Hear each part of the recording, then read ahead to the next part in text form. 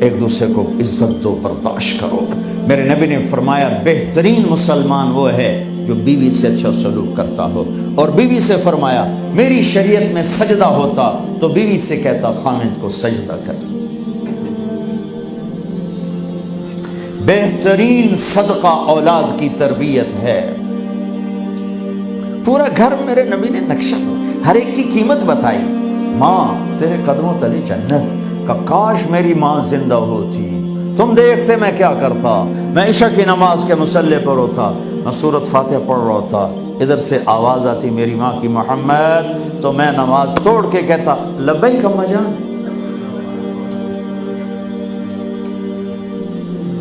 باپ کا تیرے جنت کا دروازہ ہے، باپ تیری جنت کا دروازہ ہے، کھولنا توڑنا نہیں، کھولنا توڑنا نہیں،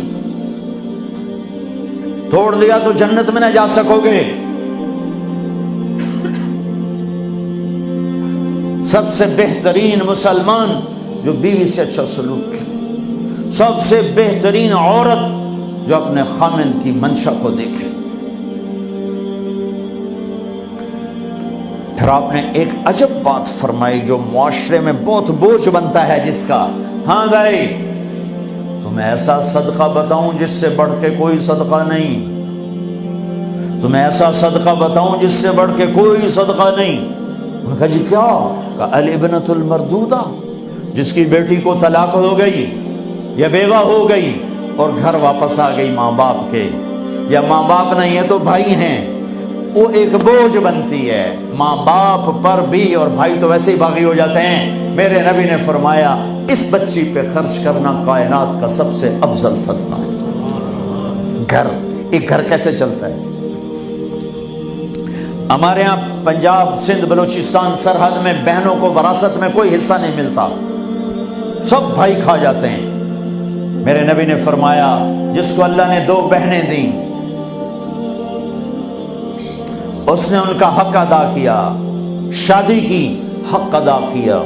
ماں باپ کی وراثت میں سے ہوتا ہے، اگر میں نے کوئی خود کمایا ہے اس میں بہنوں کا حق نہیں، ماں باپ سے اگر 1 روپیہ بھی آیا ہے تقسیم کیا جائے گا۔ جس نے بہنوں کا حق ادا کیا، شادی کی حق ادا کیا، اس پہ جنت واجب ہو گئی۔ جس کو اللہ نے 3 بیٹیاں دی، اس نے ان کی ڈولی اٹھائی، وہ جنت میں میرے ساتھ یوں ہوگا۔ ایک بولے اگر 2 ہوں، کہ جس نے 2 بیٹیوں کی شادی کی وہ بھی ایسے ہوگا۔ اللہ بھلا کرے۔ ایک صحابی کا کہ جس کی 1 ہو، کہ جس کی 1 ہے، اگر اس نے اس کو عزت سے رخصت کیا تو وہ بھی میرے ساتھ ایسے ہی ہوگا۔ پھر کئی بچیوں کو طلاق پڑی ہے کہ اس کو بیٹا نہیں ہوتا۔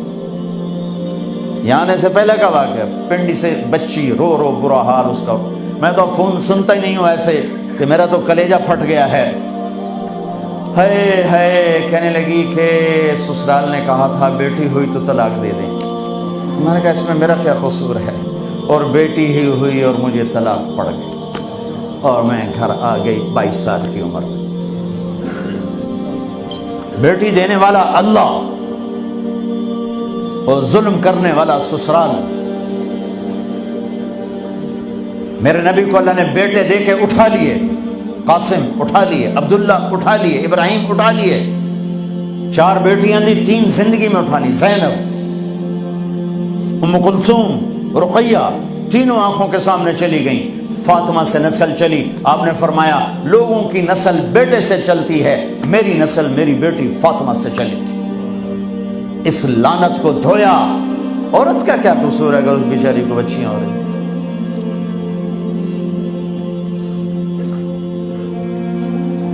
جس نے اپنی بہنوں کو حق ادا کیا، جس نے بیٹیوں کو ڈولے میں بٹھایا، ان کا حق ادا کیا، کہ جنت میں یوں ہو جائے گا۔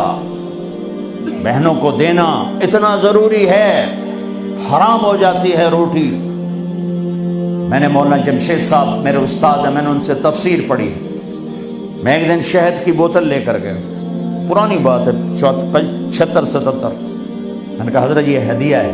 فرمایا کہاں سے لائے ہو؟ میں نے کہا میرے اپنے باپ کا ہے۔ فرمایا تیرے باپ نے اپنی بہنوں کو، تیرے باپ نے اپنی بہن یعنی میری پھوپھیوں کو، تیرے باپ نے اپنی بہنوں کو زمین میں سے حصہ دیا تھا؟